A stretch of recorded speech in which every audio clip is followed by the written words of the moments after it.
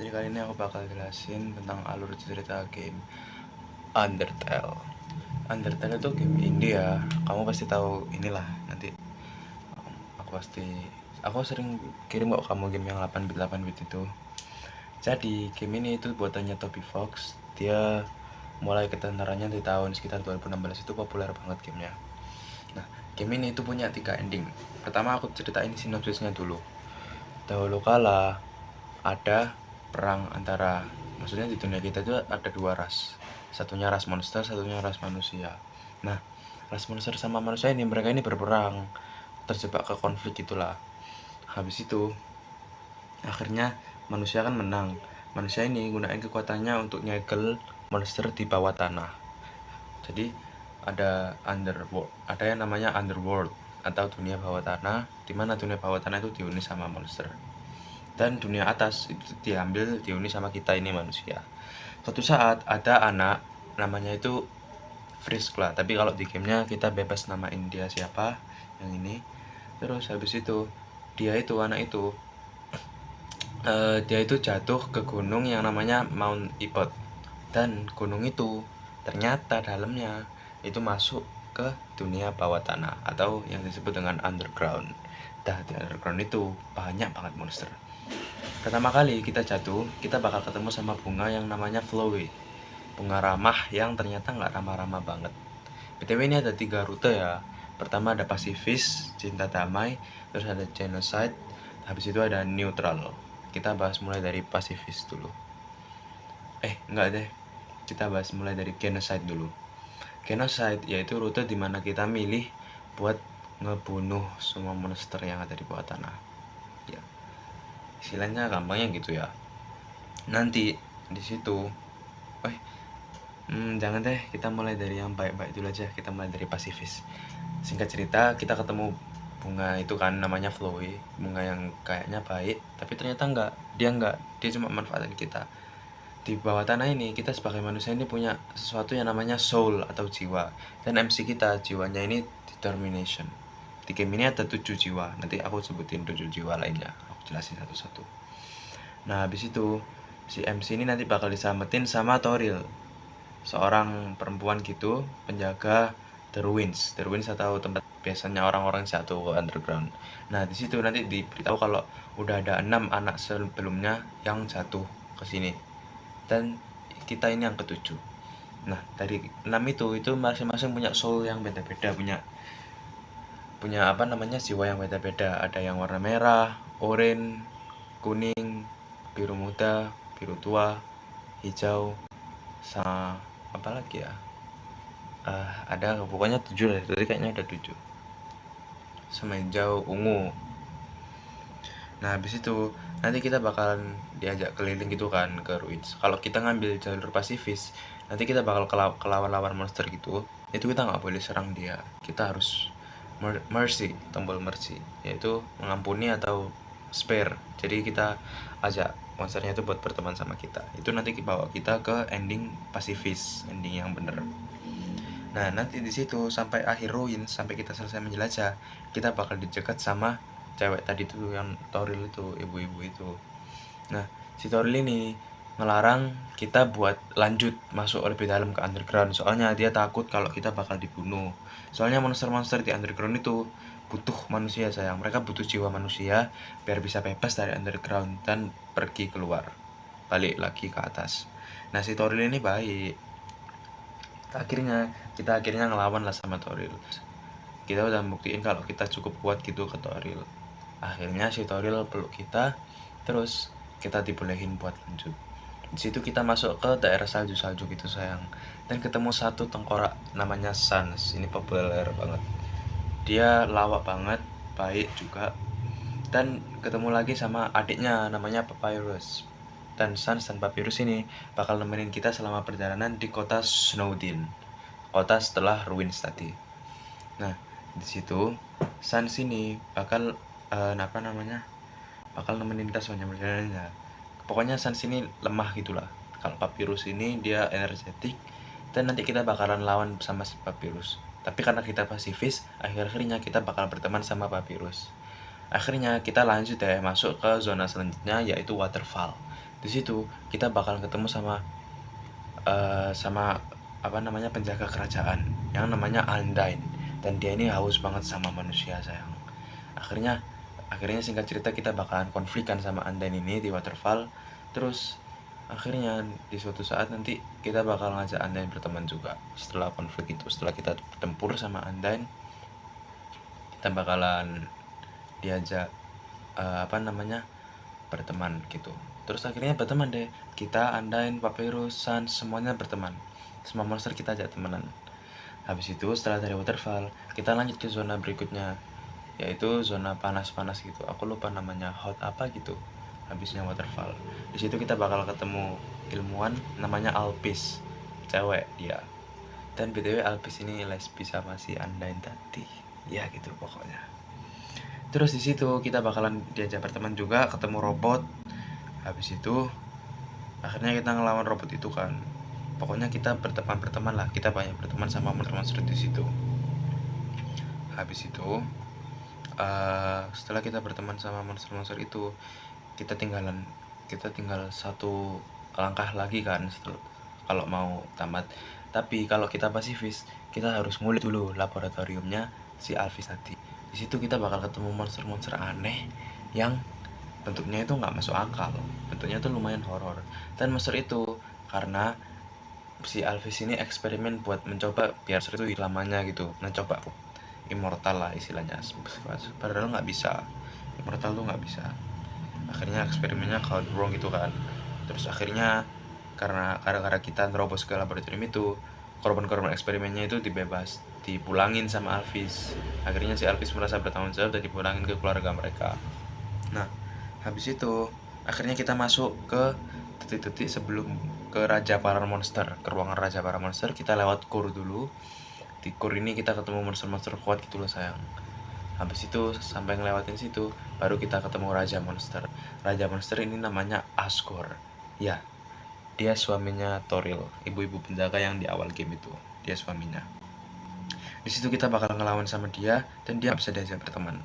Sampai waktu kita sekarat, si Toril datang nyerang si Asgore. Terus teman-teman kita datang, mulai dari Sans, Papyrus, Undyne, Alphys, rame-rame mereka semua datang ke kita.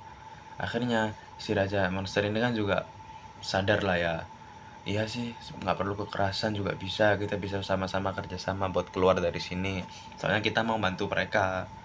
Dan tiba-tiba, masih ingat bunga yang jahat di awal cerita? Iya, dia tiba-tiba datang. Nah, BTW, si Asgore ini punya 6 jiwa manusia lainnya yang udah tuh. Sisa 1 kan jiwa kita. Gimana kalau 6 jiwa tadi dan semua jiwa monster di bawah tanah digabungin menjadi satu monster, di monster bunga itu tadi. Dan yap, hasilnya muncul deh dewa di dunia monster yang kuat banget, God of Hyper Death. Itu dewa kematian, udah gak bisa dilawan lagi beneran. Dan dewa itu ternyata adalah anak bunga itu tadi, adalah anak dari Asgore dan Toril ya. Jadi dulu sebelum kita, ada manusia lagi yang pernah jatuh, terus berteman sama anaknya ini, anaknya Asgore sama Toril. Terus manusia ini sekarat kan ya, manusia yang kayak kita ini sekarat. Terus akhirnya anaknya Asgore ini bawa manusia ke atas gitu, ke dunia luar, keluar dari dunia monster. Alhasil anaknya malah dibunuh sama manusia, terus dendam deh, dan kita nggak tahu nasib anak yang sama kayak kita. Habis itu, ini kamu catat lah ya. Habis itu akhirnya kita ngelawan deh itu dewa itu, kita ngelawan dia sampai susah banget. Teman-teman kita nggak bisa diselamatin sampai akhirnya, karena soul kita ini warna merah kan, merah determination. Siapa yang immortal? Kita yang immortal, kita nggak bisa mati. Soalnya soul kita penuh determinasi yang kuat buat nyelamatin kita semuanya. Akhirnya satu persatu kita selamatin kan, sampai akhirnya kita selamatin anaknya juga. Yang dewa itu kita selamatin, kita istirahatin, dan yep, akhirnya selesai deh. Monster-monsternya berhasil kita bawa keluar dari bawah tanah dan hidup damai di atas bareng sama manusia-manusia. Dan itulah ending dari pacifist ending, good ending dari game Undertale. Selanjutnya kita lanjut ke neutral ending.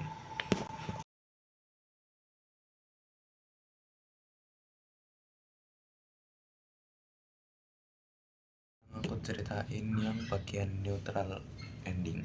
Kita kan udah yang kita kan udah rute yang pasifis. Sekarang kita bakal masuk ke rute neutral. Rute neutral ini, kalau pasifis tadi kan kita nggak boleh ngebunuh semua monster ya buat dapetin endingnya.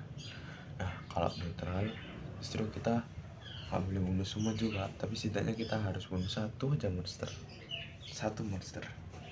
Nanti semua monster masih bisa berkawan lah sama kita. Cuma gara-gara kita udah bunuh satu monster, di akhir cerita, kalau masih ingat itu apa namanya, Flowey, bunga yang brengsek itu, yang ternyata praktis anaknya Asgore sama Toril.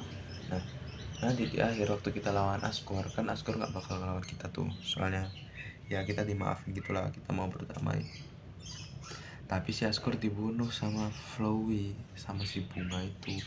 Dan bunga ini nyerap 6 jiwa manusia yang lainnya, itu diserap sama si Flowey.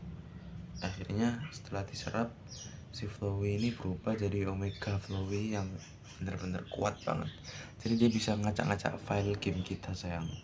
Terus kita harus melawan dia. Jadi monster kalau digabungin atau dikasih jiwa manusia itu memang bakal kuat banget. Nah, di antara kan ada 7 jiwa ya. Pertama warna ungu, yaitu Perseverance, nanti aku jelasin. Terus warna biru muda, Integrity. Warna biru muda itu Patience, kesabaran. Terus warna biru tua itu Integrity, keyakinan. Warna kuning Justice. Warna oranye bravery atau keberanian. Warna hijau itu kindness, kebaikan. Terus kalau kita ini warna merah, determination atau harapan lah. Jadi makanya itu harapan yang bikin kita nggak mati-mati. Nah, nanti waktu kita lawan Flowey itu, nanti 7 jiwa yang 6 jiwa lainnya yang udah diserap sama Flowey itu bakalan pecah sama Flowey. Tapi mereka bakalan bantuin kita buat ngelawan Flowey. Manusia-manusia lain itu bakalan bantuin kita buat lawan Flowey. Nah, akhirnya di situ setelah dibantu, akhirnya kita kan langsung lawan Flowey ya. Di situ kita langsung menang sayang. Habis lawan Flowey itu langsung menang. Si Flowey nggak bisa ngapa-ngapain dia. Dan akhirnya filenya selesai dan rute endingnya itu tetap sama, kita tetap berteman sama monster. Cuma bedanya kalau di Pasifis kan semua monster bebas keluar ya, kalau di neutral ini enggak, cuma kita doang yang keluar. Dan raja kita mati, raja para monster mati, akhirnya nyari penggantinya. Pokoknya kacau deh kalau neutral. Meskipun kacau tapi kita masih berteman sama monster-monster ya, meskipun kita ke atas duluan sih, kita ninggalin mereka, tapi kita masih berteman kok. Kira-kira itu ending dari neutral. Jadi kita kalau mau dapetin ending itu tuh kita harus ngebunuh satu aja monster, satu aja, baru bisa dapetin ending itu. Meskipun kita sepanjang perjalanan, meskipun kita ya misal kita niatnya mau dapetin ending yang pasifis, yang full kebaikan, itu kan kita nggak boleh ngebunuh siapa-siapa. Misal kita nggak sengaja kepencet ngebunuh satu monster aja, monster kecil-kecil gitulah, itu endingnya pasti langsung otomatis berubah jadi neutral. Meskipun kita udah berbuat baik sepanjang permainan, terus nggak sengaja ngebunuh satu, itu endingnya langsung jadi neutral, langsung berubah gamenya. Seluruh alur gamenya itu langsung jadi neutral, masukkan neutral, rute neutral. Makanya itu agak gimana ya, agak bahaya lah. Soalnya kita harus benar-benar hati-hati banget kalau mau masuk ke neutral ending. Kayak gitu kamu salah pencet bisa-bisa langsung lawan Omega Flowey sayang. Bukannya bantu monster-monster bebas dari bawah tanah itu. Nah, tapi sebenarnya Flowey ini, dia ini karakternya tahu kalau kita kan di gamenya kan ada save file ya, kayak checkpoint gitulah. Kalau kita ninggalin gamenya, kita tinggal makan apa-apa karena checkpoint. Nah, entah kenapa Flowey ini tahu sih kalau ada kayak gitu. Dia bahkan tahu kalau ada kita yang main. Dia tahu kalau kita yang main. Terus di game Undertale ini ada beberapa yang tahu lah kayak Flowey. Terus ada lagi yang tahu kalau kita riset berkali-kali, riset game, terus save file, terus kita keluar game. Itu ada yang tahu namanya Sans. Masih ingat kan? Kakak tengkorak, duo tengkorak itu, Sans sama Papyrus yang aku jelasin tadi. Nah, si Sans ini dia ini juga sama kayak Flowey. Bedanya kan kalau Flowey kan kuat ya, Sans ini lemah loh sayang. Bayangin, dia ultimate-nya cuma satu doang, dan darahnya juga cuma satu. Tapi kalau kita udah masuk ke rute genocide atau rute paling kejam, dimana kita harus ngebunuh semua monster yang ada di bawah tanah, Sans sudah beda lagi. Dia bukan Sans pelawak yang kita kenal, bukan Sans yang suka ngelawak, itu bukan, beda pokoknya. Bahkan dia langsung jadi bos paling kuat di sepanjang game. Bukan paling kuat sih, paling susah, soalnya beneran susah banget sih. Nah habis itu di neutral ini nggak ada yang berubah sih. Kita tetap berteman sama Toril, kita tetap berteman sama Sans. Tapi kalau pas kita pokoknya setiap kita ngebunuh, Sans itu bakal ngomen gitu. Jadi perannya Sans di Undertale ini sebagai hakim. Dia ini sebagai hakim yang hakim yang menilai semua perilaku kita. Jadi semua perilaku kita di game, mau kita ngebunuh monster, mau kita ngapain aja, itu dia yang bakal nilai. Cuma kalau keterlaluan banget baru dia bakal tarung lawan kita. Ya kayak di ending Genocide kan keterlaluan banget sama monster dibunuh. Nah pokoknya kalau di neutral ini gitu aja sih intinya. Kita harus ngebunuh satu monster biar pas akhir-akhir kita dapat nge-trigger si Flowey supaya gunain 6 jiwa lainnya yang udah dipunyain sama Asgore. Jadi akhirnya ya gitu. Dan jiwa-jiwa ini punya mode-modenya sendiri. Kalau di game tuh ada mode-modenya sendiri, kamu kalau main pasti tahu. Pokoknya setiap jiwa ini berbeda sayang. Tapi mereka itu juga manusia. Mereka juga masih belum terkonfirmasi sih kalau mereka anak-anak. Cuma karena MC kita gini kan anak-anak ya, yang kita mainin kan anak-anak, namanya Frisk. Dan jiwanya merah gitu manusia. Jadi orang-orang tuh nyimpulin kalau jiwa-jiwa yang lainnya itu juga anak-anak. Harusnya sih gitu sama anak-anaknya. Dan di sepanjang game kita bisa ketemu aksesoris atau peninggalan jiwa-jiwa yang lain tahu. Kayak misalnya kita nemu dijual atau di mana gitu, nemu item gitulah di rumput-rumput. Itu peninggalan dari jiwa-jiwa lainnya yang udah gugur duluan. Nah, jadi gitu ceritanya. Oke, kira-kira segitu aja kalau neutral. Habis ini kita bakal lanjut ke genocide. Kita bakal lanjutin yang genocide. Ini aku sambil makan, nggak apa-apa ya sayang. Kalau kita kan tadi udah masuk ke neutral sama pasifis ya. Kalau pasifis kan kita nggak boleh bunuh monster. Nah kalau neutral kita cuma boleh bunuh beberapa monster, bahkan satu monster aja udah cukup. Nah kalau menurutmu gimana kalau genocide? Yap, kalau di rute genocide kita harus ngebunuh semua monster yang ada di underground itu, di bawah tanah.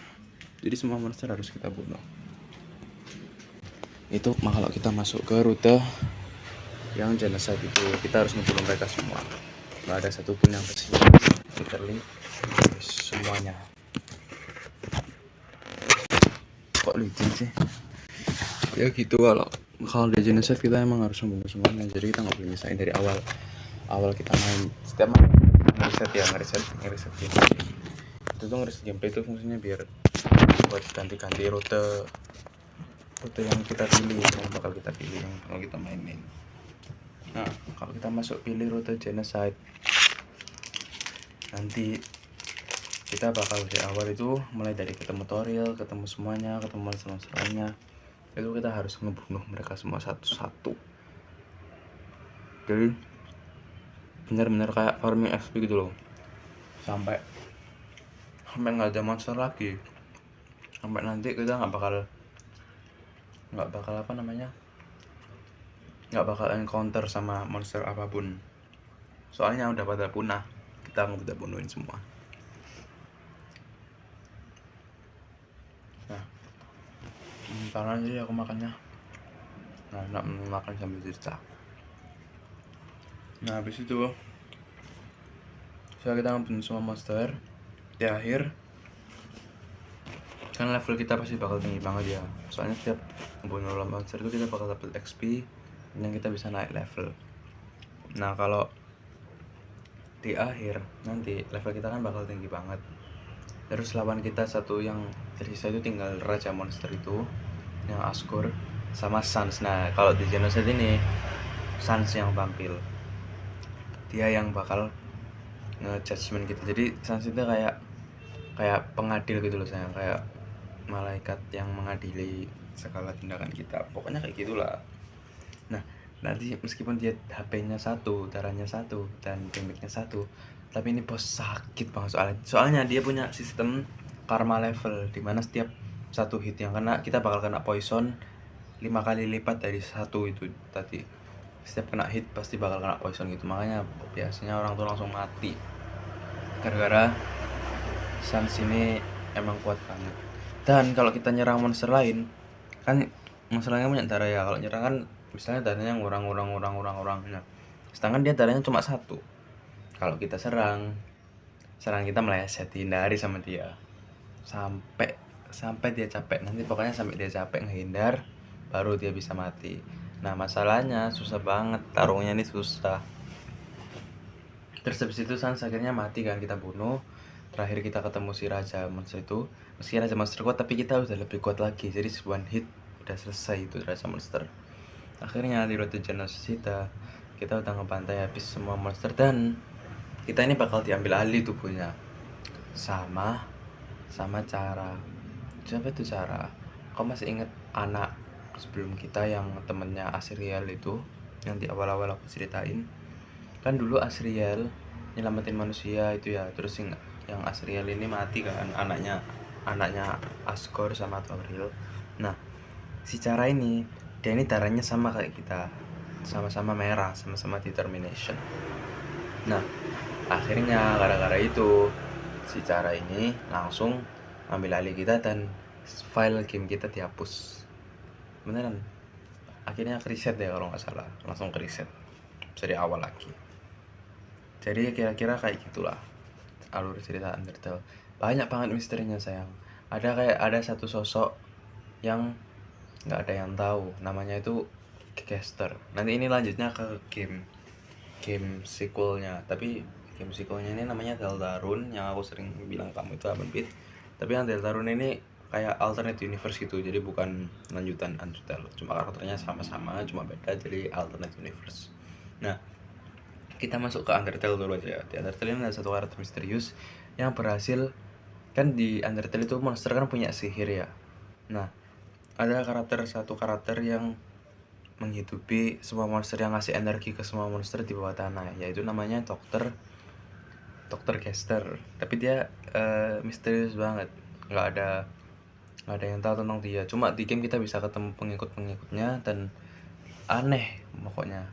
Mereka tuh kayak bilang kalau dia ini pria yang misterius gitu, pria yang sangat hebat. Terus tiba-tiba pas ada yang mau jelasin, tiba-tiba ada yang bilang kalau nggak sopan bicarain orang tapi orangnya lagi dengerin.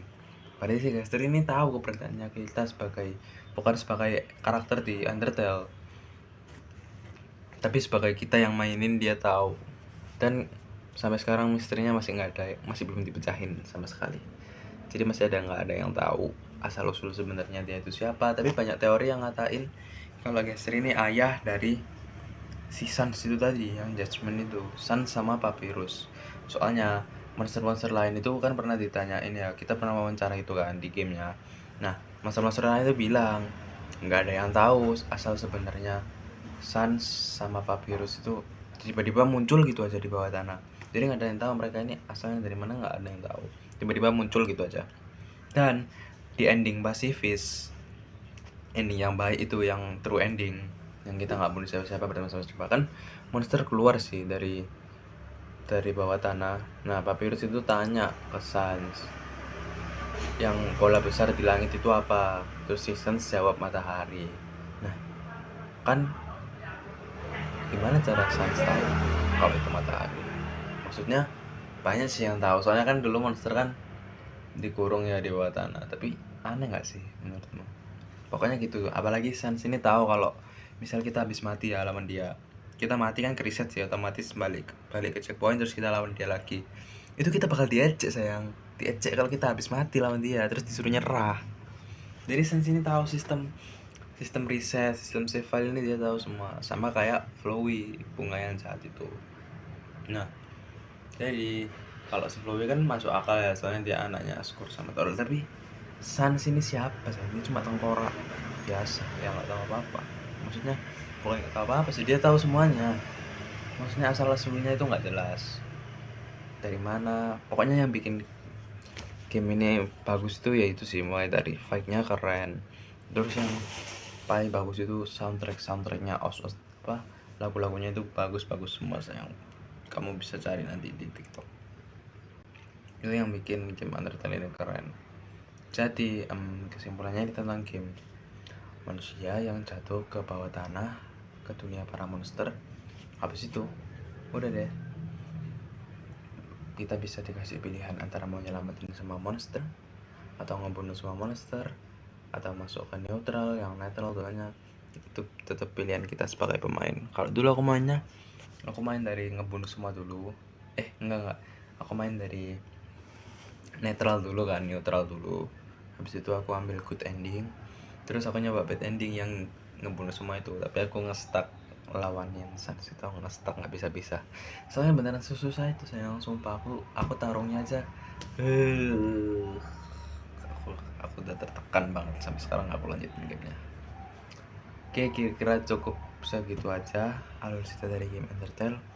Aku harap kamu paham karena ini emang agak rumit gamenya. Bye bye.